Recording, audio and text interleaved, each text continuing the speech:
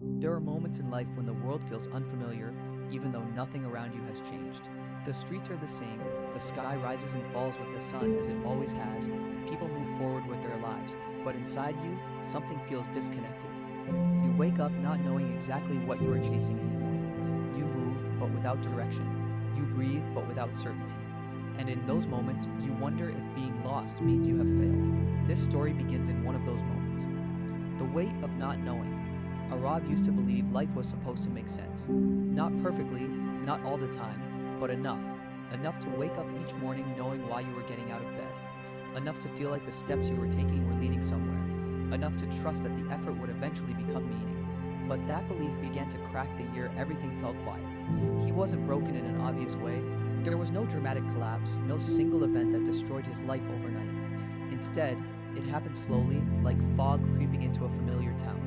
One day he noticed he was tired all the time. Another day, the goals that once excited him felt distant and dull. Then came the mornings when he sat on the edge of his bed, staring at the floor, wondering what exactly he was doing with his life. People around him didn't notice. Why would they? He still went to work, still smiled when spoken to, still replied, "I'm fine," when asked how he was doing. On the outside, everything looked normal. On the inside, he felt like a compass spinning without direction. He felt lost, and the worst part wasn't the confusion, it was the guilt. The constant voice in his head that whispered, "You shouldn't feel this way. Others have it worse. You're ungrateful. You're wasting time." So Arav tried harder. He forced motivation. He set new goals, then abandoned them. He watched videos about success, read books about purpose, listened to speeches that promised clarity if he just worked harder, believed stronger, pushed more. But the harder he pushed, the more exhausted he became. Because sometimes, being lost is not a problem to solve. It is a truth to accept. 2. The fear of standing still. There was one evening when Arav stayed late at work, not because he had more to do, but because going home felt heavier than staying. The office lights dimmed one by one as people left, their footsteps echoing with certainty he no longer recognized. When he finally stepped outside, the city air was cool and restless.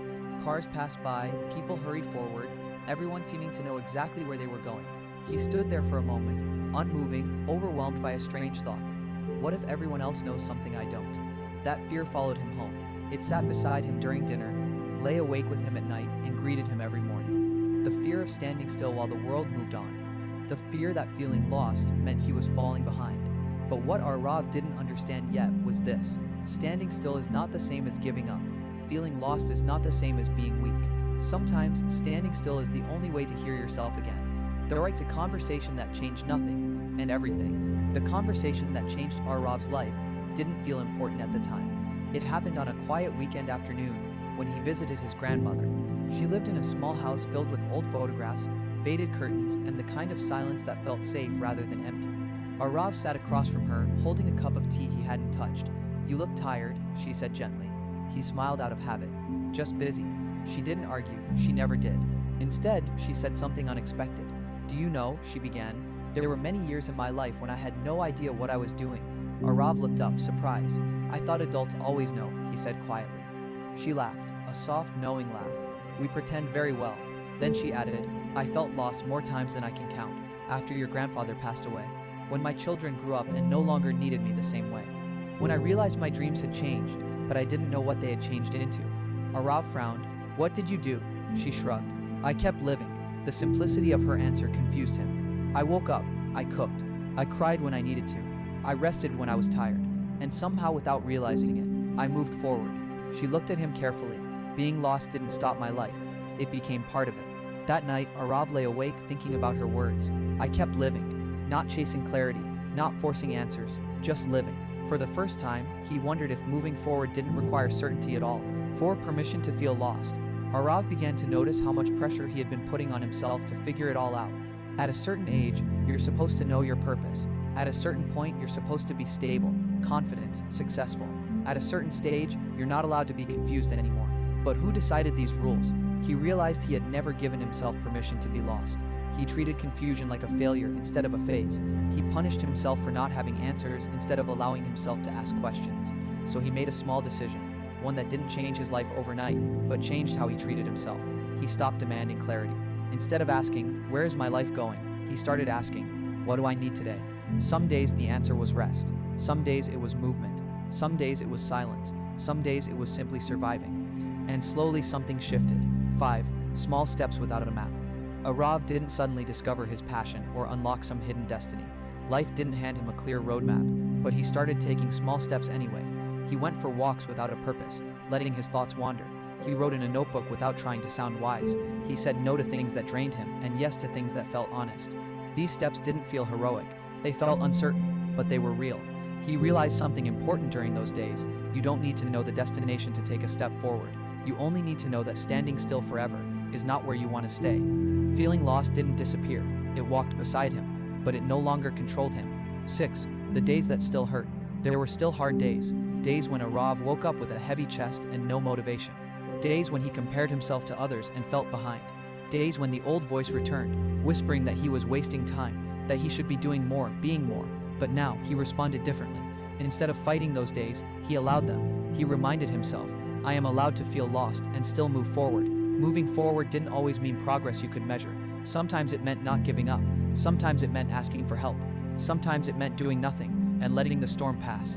And that was enough. 7. Understanding movement. One evening, while watching the rain from his window, Arav realized something that changed how he viewed life forever. Movement is not always loud. Growth is not always visible. Progress is not always upward. Sometimes moving forward looks like healing. Sometimes it looks like letting go. Sometimes it looks like surviving another day. He had been moving forward all along, just not in the way he expected. 8. When the path begins to appear. Clarity didn't arrive suddenly. It arrived quietly. One day, Arav noticed he was laughing more easily. Another day, he realized he hadn't felt completely empty in weeks. Another day, he felt a small spark of curiosity about the future, not certainty, but openness. The path didn't appear as a straight line, it appeared as a feeling. I'm not stuck anymore. He was still unsure, still imperfect, still figuring things out, but he was moving. 9. What being lost taught him. Looking back, Arav understood that being lost had taught him lessons certainty never could. It taught him compassion for himself and others. It taught him patience with life's unanswered questions. It taught him that worth is not measured by clarity or success. Most importantly, it taught him this truth. You don't need to be found to be valuable. You don't need to have answers to be worthy. You don't need a map to take the next step. A message for the lost. If you are reading this and feel lost, know this: you are not broken. You are not behind. You are not failing. You are human. Life is not a straight road. It is a landscape of detours, pauses, and unexpected turns. Feeling lost does not mean you are going nowhere. It means you are between who you were and who you are becoming. And that space, the uncertain, uncomfortable, quiet space, is not empty. It is where growth begins. So allow yourself to feel lost. Allow yourself to rest. Allow yourself to take one small step without knowing where it leads. Because moving forward is not about certainty. It is about courage. And sometimes the bravest thing you can do is keep walking, even when the path is unclear. You are allowed to feel lost, and you are still allowed to move forward.